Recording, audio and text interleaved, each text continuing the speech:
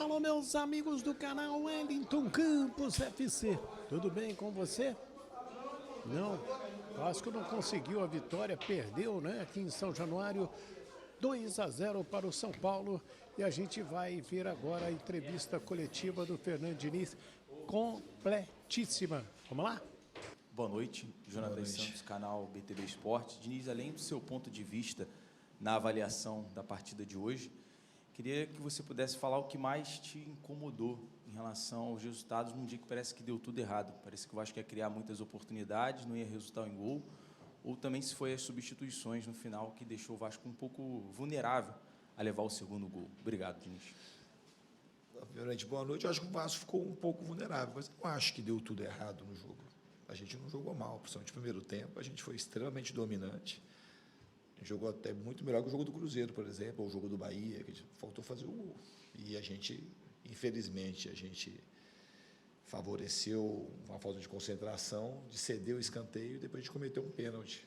Então, o jogo ia virar 0-0. A gente foi muito dominante. A gente voltou para o segundo tempo também bem dominante, mas a gente não conseguiu fazer o gol. A gente faltou inspiração para a gente fazer o gol. A gente estava marcando bem e jogando bem. Depois da metade do segundo tempo, as substituições era no intuito claro de entrar alguém com mais inspiração, da gente conseguir ter mais controle e ter alguém para colocar a bola para dentro. E a gente perdeu organização e cedeu alguns contra-ataques e errou algumas bolas na saída, que era o risco que tinha que correr. Eu risquei a gente, no mínimo, empatar o jogo. Foi isso, minha avaliação do jogo é essa. Olá, Fernando, Danilo do Expresso 1923, boa noite. Concordo com a tua avaliação, acho que o Vasco foi superior no primeiro tempo, o lance fortuito do pênalti acontece, e volta para o segundo tempo melhor. São 10 minutos que parecia que o gol ia sair a qualquer momento, ou o Vasco estava trabalhando para isso, um São Paulo nas cordas, sendo pressionado. E aí tem as substituições, e o Vasco, como você fala, se desorganiza. O Matheus França não entra tão bem individualmente. Queria saber de você se não é um pouco precipitada essa mudança com 12, 13 minutos. Não era melhor esperar um pouquinho, até 20 minutos do segundo tempo, para ver se o Vasco faria o gol na forma da organização que você levou do primeiro tempo para o segundo?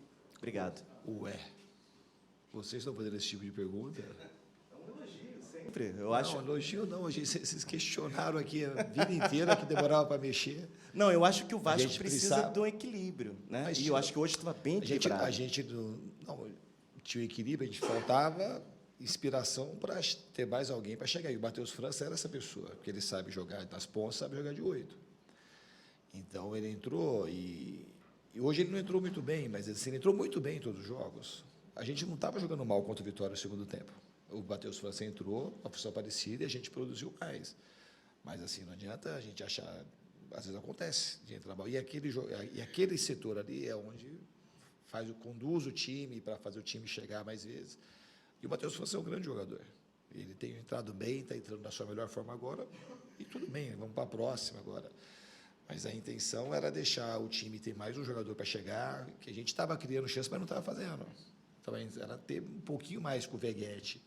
É um jogador finalizador, então a entrada do Veguete era um cara que a gente estava criando, um cara que é acostumado a fazer o gol.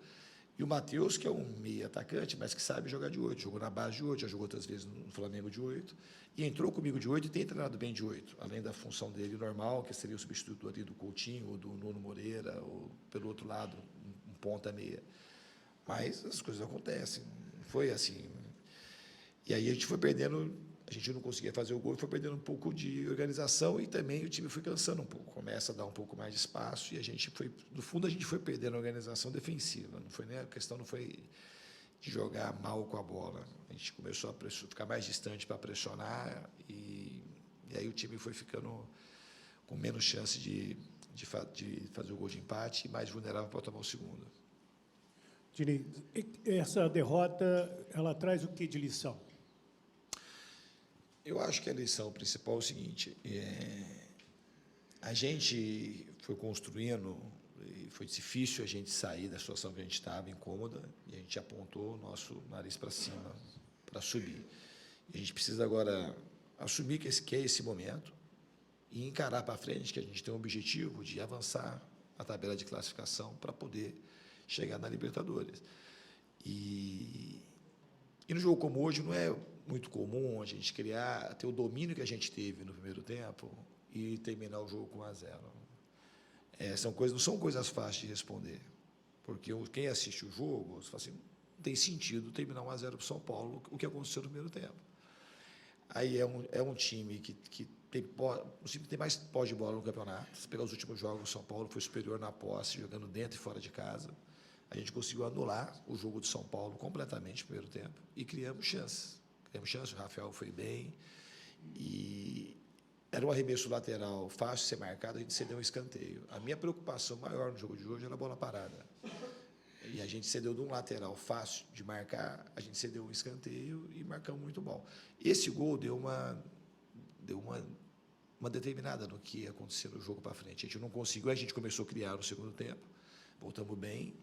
Eu não acho que na entrada, assim que o Matheus entrou, a gente caiu. Eu acho que não foi isso. Eu vou ver o jogo depois. Eu senti que o time começou a perder o ímpeto que a gente estava nos 20, 22 minutos do segundo tempo. Aí a gente começou a perder a organização, não estava pressionando tão bem, porque uma coisa está muito ligada à outra. A gente conseguiu ser dominante, porque a gente estava com um encaixe muito bom na marcação, principalmente de linha alta. A gente não estava precisando praticamente voltar o time para trás para marcar em bloco baixo. E a gente foi perdendo isso e perdeu as outras coisas como consequência. Diniz, boa noite. Amadeu, do canal Na Torcida Vascaínos. O Vasco hoje perdeu uma grande oportunidade de chegar próximo ao G6, ali, né, passar, pelo menos chegar próximo ao Fluminense ou Botafogo. Como trabalhar o emocional desses atletas, depois que o Vasco veio de grandes partidas, grandes vitórias, e em casa o Vasco deixa escapar esses 3 pontos. E se o Barros saiu por lesão, se preocupa para o próximo jogo diante da equipe do Botafogo. Obrigado, Diniz. Boa noite. Ele teve um entorse no primeiro tempo e fez gelo no intervalo, mas assim, a gente não foi só por conta disso. Assim, o jogo tinha dúvida de tirar ele ali ou tirar o Tietê na hora, mas ele tinha esse problema do entorse e ia ter que mexer ali. E o Tietê de 5, ele também ia dar mais celeridade para o jogo. Então, era uma opção que a gente tinha. E talvez o Barros depois não aguentasse o jogo todo. Ele pode ser que aguentasse também. E o Nuno Moreira também não estava mal no jogo.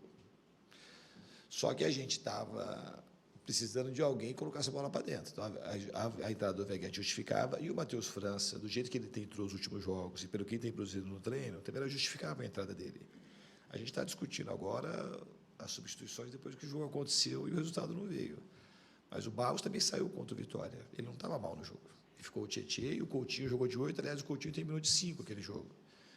Então, se a gente for comentar, eu falo isso na vitória, não é negócio, a gente vai ficar comentando o resultado em si, só se na hora que você vai entrar, tá, não. Se alguém falou assim, essas mexidas, na hora que mexeu, está tudo errado, tudo bem, mas agora é fácil falar. Mas foi praticamente a mesma mexida do jogo do Vitória. Diniz, boa noite. Sérgio Quinte, canal Atenção Vascaínos. Eu quero lhe perguntar sobre a presença do treinador da Seleção Brasileira, o Carlo Ancelotti, hoje aqui em São Januário. Você conversou com alguns jogadores algo a respeito disso? Se teve algum tipo de influência a presença dele no desempenho em relação ao Paulo Henrique, ao Ryan, os jogadores mais cotados aí para a seleção? Se você acha que houve algum tipo de pressão, se os jogadores sentiram alguma coisa com a presença dele? E o que você achou da atuação desses jogadores possíveis cotados para a lista de amanhã? Se você acha que, se o Ancelotti viu o desempenho deles hoje, eles estão mais próximos de serem convocados ou não? Obrigado. Acho que não é por conta do jogo de hoje que o Paulo Henrique ou o Ryan vai ser convocado ou não. Acho que o Ryan merece ser convocado por tudo que ele vem construindo. E o Paulo Henrique, menos ainda, porque o Paulo Henrique já mostrou lá que ele tem condição de ser convocado. Então, eu acho que o Coutinho fez um bom jogo, tecnicamente. Foi muito lúcido, ele saiu porque estava cansado, mas eu acho que ele jogou muito bem, tecnicamente. Acho que ele conseguiu fazer as funções que tinha que fazer e hoje faltou para a gente inspiração, faltou inspiração. A gente teve chance. Contra o Cruzeiro, você pegar o jogo do Cruzeiro, nós criamos muito menos do que hoje. O gol do Ryan, por exemplo, foi um gol improvável do cruzamento de pé esquerdo do Paulo Henrique. O Paulo Henrique hoje cruzou um monte de bola de pé direito, da linha de fundo, da intermediária. Tive bola para trás, tivemos jogada de saída de escanteio que entrou. Daí tivemos um monte de jogada de escanteio de bola do primeiro pau, bola na trave, depois chute fora da área. E não entrou nenhuma bola. Então, assim, a bola não entrou. Teimou em não entrar e, às vezes, acontece como aconteceu hoje. Você conversou com ele sobre a convocação? Não, eu acho que não tem nem. Acho que ninguém. Não, de maneira nenhuma. Acho que ninguém sentiu nada disso. Nem o Paulo Henrique, muito menos, que já esteve lá na seleção. Se ele não tivesse nunca sido convocado, mas ele já foi convocado, já jogou muito bem, entrou bem no jogo da Coreia, depois jogou bem contra o Japão, fez gol. E o Ryan também não. O Ryan estava agora, ficou 15 dias sem jogar. Importante que ele voltou em condições plenas, se recuperou muito bem. E faltou um pouco de inspiração. Porque, né, a bola de cabeça do Ryan, que foi na trave hoje, foi muito mais fácil do que o gol que ele fez contra o Cruzeiro, por exemplo, ou contra o Flamengo. Entendeu? E não entrou a bola, infelizmente. Aqui é Diniz, boa noite, ao Silva, canal Colina em Foco. O Vasco estava muito próximo de bater um recorde importante, né? 5 vitórias consecutivas, isso não acontece desde 1997, aquele timaço que o Vasco acabou sendo campeão brasileiro. Isso acaba também te frustrando ainda mais pelo resultado? Uma questão mais pessoal, como é que você vê essa questão dos tabus que você, já comandando o Vasco, conseguiu quebrar? E se me permite mais uma colocação, é o primeiro jogo que você não vai ter o Nuno Moreira. Ele foi titular em todos os jogos. Qual o tamanho desse desfalque para o jogo contra o Botafogo? Obrigado. Eu acho que o Nuno é um jogador que ele se encaixou muito bem com a minha maneira de trabalhar. Um jogador, já falei muitas vezes aqui, é muito inteligente, solidário, jogador técnico. Mas a gente vai ter jogador para substituir. Espero que a gente consiga substituir bem e quem entrar fazer um bom jogo contra o Botafogo. Em relação aos tabus, fico... No fundo, é uma coisa legal, quebrar tabu, assim, é muito gostoso, mas não é uma coisa importante para mim. Isso não é uma coisa importante. O importante é a gente trabalhar e fazer o nosso melhor possível para a gente conseguir vencer os jogos. Obviamente, quando a gente quebra alguma marca, é legal, fica marcado, a torcida gosta, dá um pouco mais de estima para o time, mas não fico pensando nisso, sinceramente. Eu não estava pensando em ganhar o jogo para quebrar tabu. Eu não usei isso como uma inspiração para nada. Eu acho que a inspiração para a gente era ganhar o jogo para a gente ficar mais perto de ter uma vaga na Libertadores. Boa noite, Diniz, Sérgio, do podcast Cruz Maltino. Uma coisa que me chamou muita atenção assistindo lá da cabine foi as sucessivas ligações diretas do São Paulo. Com a bola no chão, eles não estavam conseguindo penetração e fazendo a ligação direta. Isso incomodou, porque a gente via, às vezes, que pegava de surpresa e acabava tendo uma escapada. Mas aí não saiu gol, foi um pênalti muito bobo ali. Mas essas bolas longas incomodaram vocês lá atrás?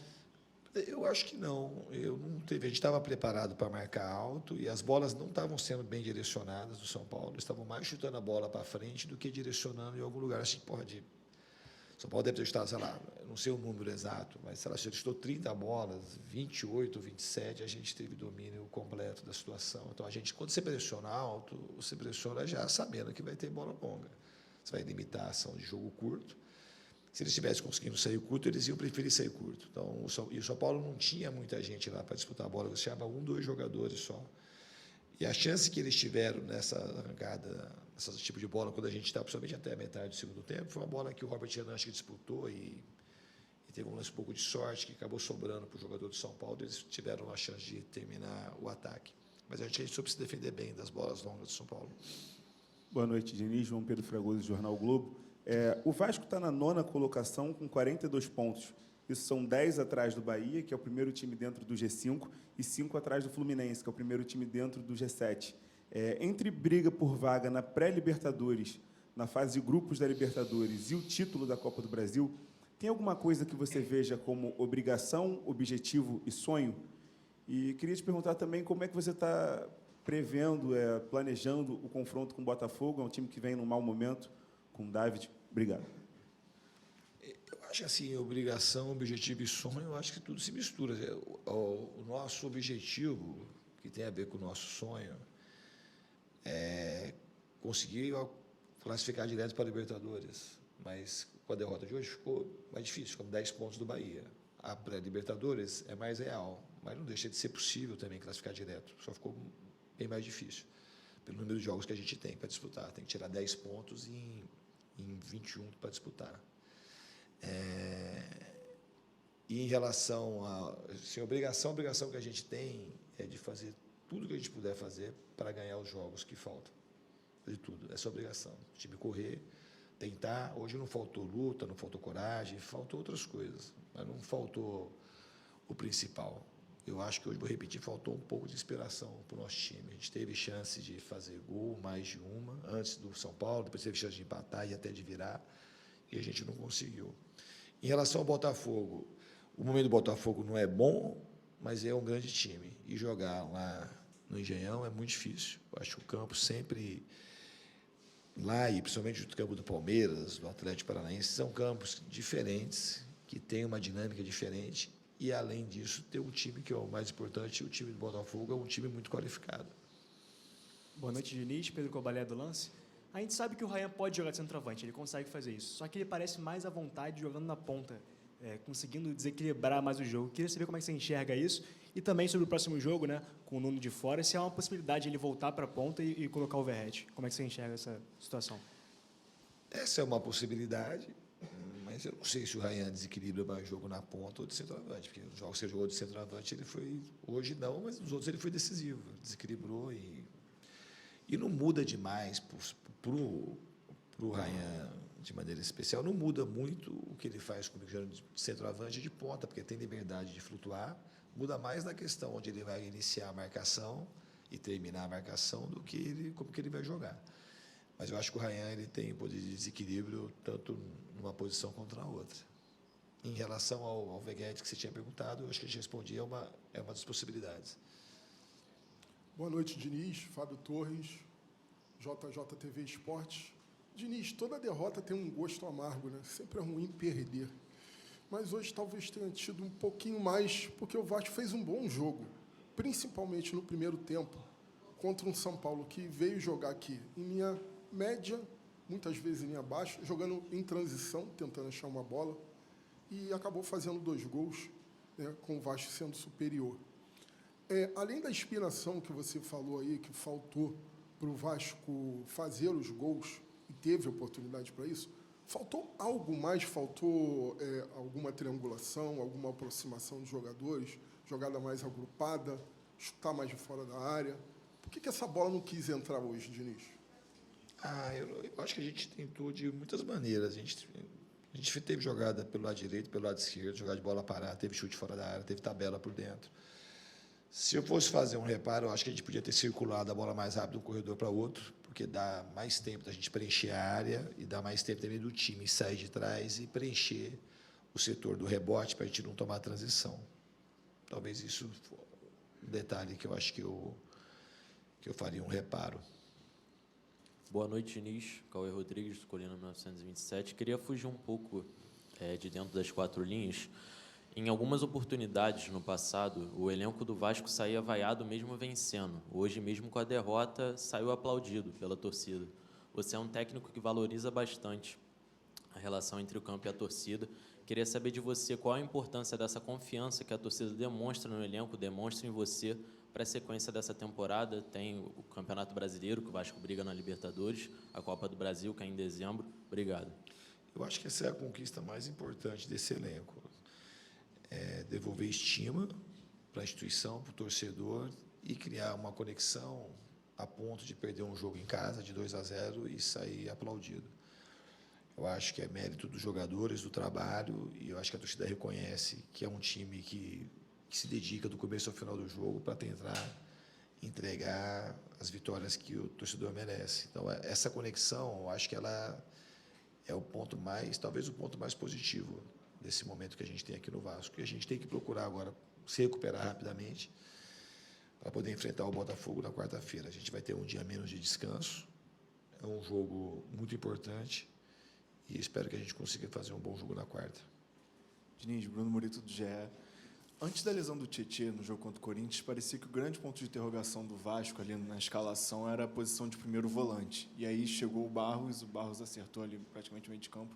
E parece que depois da lesão do Tietê, agora quando ele voltou, né, o Vasco perdeu o Jair também, agora parece que essa posição de segundo volante é meio que o ponto de interrogação ali.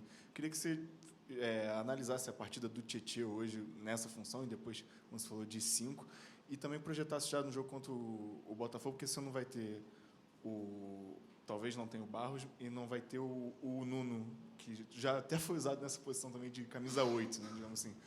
Você imagina um meio de campo mais físico, por exemplo, com a presença do Hugo Moura ali? Obrigado. Não, tudo é possibilidade. igual a escalação do Veguete, do Hugo Moura. E o Hugo Moura não pode falar que o Hugo Moura é um reserva do Vasco. A questão, as coisas foram acontecendo, os jogos foram sucedendo. Acho que o Hugo Moura é um dos titulares do time, assim como o Veguete. Só ver o número de participações deles como titulares desde que eu estou aqui. Então, a gente tem até a quarta-feira para decidir quem que vai jogar. Em relação ao Tietê, a verdade é assim, o Tietê estava vivendo um momento espetacular até a lesão. A gente acelerou um pouco a volta dele para ele jogar o jogo da Copa do Brasil lá no Engenhão, ele sentiu de novo. E agora ele está retomando, está oscilando um pouco mais, mas eu acho que ele está fazendo boas partidas. Lá em Fortaleza ele jogou muito bem na lateral, depois ele veio para dentro, jogou bem também. E contra o Vitória ele também fez um bom jogo, terminou de 5. Quando ele perde o jogo, a gente fica tentando achar assim, o porquê que aconteceu. Mas o Tietê é um jogador que ele domina muito bem aquela função. A gente está muito bem servido ali com ele. Diniz, boa noite. Lineker Biondi, canal A Hora do Vasco. Você terminou o jogo sem um lateral esquerdo, né, de origem. E eu já estou um tempo para perguntar isso para você, mas esperei passar aí um período de recuperação física de todos os jogadores para ter uma resposta mais simples e direta. A gente observando administrativamente falando, gerenciar um elenco também pensa em questão financeira, e você sempre falava aqui sobre as questões financeiras do Vasco. E na lista de relacionados, o Leandrinho desapareceu. A gente não consegue mais observar a presença desse jogador que é a Seleção Brasileira Sub-20, tem idade para progredir, tem idade para evoluir, e quando, antes do seu trabalho no Vasco, ele era utilizado. E a gente observa o Vitor Luiz. Nada contra o Vitor Luiz, mas se a gente for comparar um com o outro, é muito mais benéfico, tanto administrativamente falando na questão financeira, e aí eu queria saber detalhes sobre a questão técnica do jogador e de utilização no campo e bola. Você poderia detalhar para a gente, por gentileza, essa questão? Obrigado. Bom, detalhar, na realidade, tem um monte de coisas que você pode ir somando para você escolher um jogador ou outro. O Vitor, ele é um jogador, quando ele foi utilizado para aquilo que ele podia corresponder, ele correspondeu bem. Ele entrou num jogo lá difícil contra o Fortaleza, jogou pouco com a minutagem baixa, ele deu conta do recado, um lateral um pouco mais defensivo. O Leandrinho teve na seleção, ficou muito tempo fora, o Leandrinho voltou quase agora. Se você pegar o tempo de trabalho do Leandrinho comigo aqui, ele é pequeno, muito pequeno. Ele estava fora, emprestado, aí ele voltou, aí ele foi convocado sucessivas vezes, depois foi convocado para o Mundial de Júniores. E o Vitor Luiz tem treinado muito bem, e é um jogador, como eu disse, é um jogador que tem características um pouco mais defensivas. E eu usei o Puma ali já, porque eu acho que o Puma ele entrega algumas coisas no campo de ataque, de ganha altura, e acho que ele foi muito bem sucedido ali quando entrou. E ele é um jogador importante também para o elenco, o Vitor Luiz, na questão da liderança, é um jogador que sempre puxa para cima. Então, somando todas essas coisas, detalhando naquilo que eu concebo, o Vitor Luiz, nesse momento, ele tem que estar no banco. E o Leandrinho é um jogador de projeção. Nada impede o Leandrinho, agora ou daqui a pouco, o ano que vem, ser o titular do Vasco. Porque ele é um jogador que tem muita força física e ele vai ter que ter as oportunidades dele no Vasco para ele se firmar no Vasco. Mas é um jogador que eu acho que ele vai virar tem tudo para virar um grande jogador. O momento agora, esse é o que eu acho que é melhor para o Vasco, é os jogadores que eu tenho trazido para o banco. Boa noite, Diniz. Thiago Brandão, da Litoral News. Ainda sobre a lateral esquerda, hoje no final do jogo você tira o Piton, quando ainda estava 1-0 para o São Paulo, e traz o Andrés Gomes para fazer a ala esquerda. Sim. Queria entender um pouco dessa mexida, porque você citou o jogo contra o Vitória, e naquele o Piton acaba dando uma assistência, um cara que tem um ótimo cruzamento, e você estava com 2 homens na área. Queria entender um pouco dessa mexida e o que passou por trás dela. Principalmente porque naquele jogo o Piton entrou no jogo. Entrou muito fresco, entrou assim com muita força, e o Piton, naquele momento, não estava mais conseguindo ir e voltar, estava bem do meu lado. E, na realidade, ali do lado do Piton não estava tendo problema, não tinha nada ali quase. Então, a minha intenção era botar... O Andrés ia voltar para ajudar ali, para compor o lado do Piton, que ele estava tendo que pegar, às vezes, quando passava o lateral, o ala. E isso o Andrés conseguiria fazer, e a gente ganharia um jogador com o David, um jogador a mais na frente, para tentar a gente fazer o gol. Então, a gente não teve problema ali da saída do Piton, mas ele saiu assim porque ele já estava desgastado, e o Andrés podia fazer bem aquilo ali. A gente não teve problema ali. A gente não perdeu o jogo por conta disso. Boa noite, Diniz. Luiz Cristo, do Fim de Jogo. Queria que você falasse um pouco para a gente qual foi a estratégia inicial do ataque do Vasco para jogar contra uma linha de 3 zagueiros, que é algo um pouco atípico aqui no futebol brasileiro. E se você acha que o Ryan teve dificuldade em jogar contra esse sistema de 3 zagueiros do adversário. Obrigado. Eu não acho que teve a ver o Ryan dificuldade de jogar contra esse sistema. No fundo, a gente tirou um pouco da referência, a gente teve muita flutuação, a gente teve muito domínio do jogo. A gente não teve, assim, estrategicamente, não dá para falar assim, o que a gente planejou, as coisas deram certo. A gente queria pressionar em linha alta, tirar a bola do São Paulo rápido, a gente tirou. A gente queria empurrar eles para trás, a gente empurrou. A gente criou chances de todo sentido, a gente chute fora da área, jogar do lado direito, jogar do lado esquerdo, cruzamento intermediário, cruzamento da linha de fundo, jogada ensaiada. O plano assim de jogo, ele funcionou, só a gente não conseguiu fazer o gol. E a gente facilitou muito para tomar o primeiro gol. Acho que o primeiro gol ele foi muito determinante para o resultado da partida. Depois do segundo tempo, a gente voltou bem, tivemos chance, antes dos 10 minutos, de empatar e até de virar o jogo, não conseguimos fazer o gol. E aí depois, a gente, como eu disse, a gente foi perdendo, principalmente do meio do segundo tempo final, perdendo a organização, e a gente foi ficando mais perto de tomar o segundo gol do que fazer o primeiro. Obrigado, Diniz. Então, o técnico Fernando Diniz, que era a sua opinião. E aí? De quem você não gostou? Salvou alguém? Porque perdeu para o São Paulo. A sua opinião, dê seu nome, o nome da sua cidade e valoriza aí o nosso trabalho. Tá bom? Fiquem com Deus. Uma grande semana de São Januário. Wellington Campos.